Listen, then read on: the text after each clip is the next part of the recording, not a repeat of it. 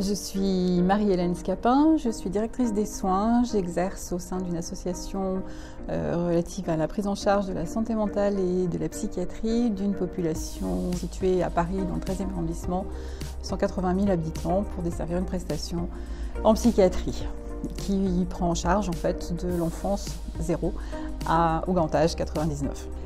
Alors c'est un voyage d'études qui correspond à mes attentes sans correspondre totalement. Je m'attendais à découvrir des choses encore plus innovantes que celles auxquelles j'ai été confrontée.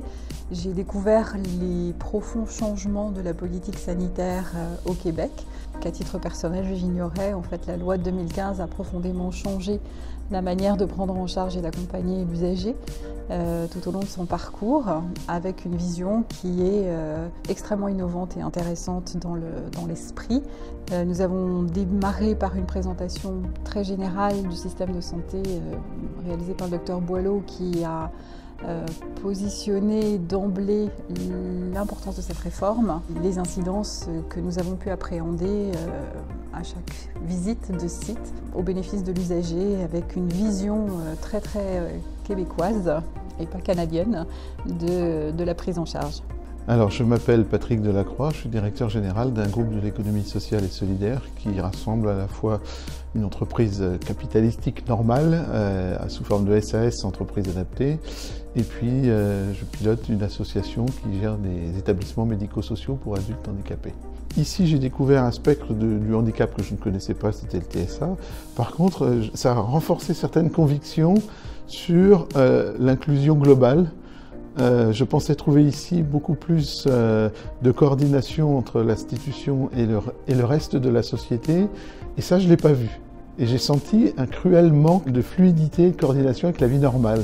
Et ça m'a étonné. Alors les échanges avec les différents mes stagiaires ont été extrêmement bénéfiques pour moi, parce que là aussi, ce genre de rencontre, c'est vraiment un moment de respiration, de prise de distance avec le quotidien, et j'ai appris beaucoup de choses. J'ai découvert d'autres sensibilités. Oui, non, franchement, et puis les accompagnatrices, franchement, c'était super, parce que vous nous faites gagner un temps fou. Vous êtes aux petits soins pour nous. Non, vraiment, j'ai adoré. Je risque de devenir accro, c'est embêtant.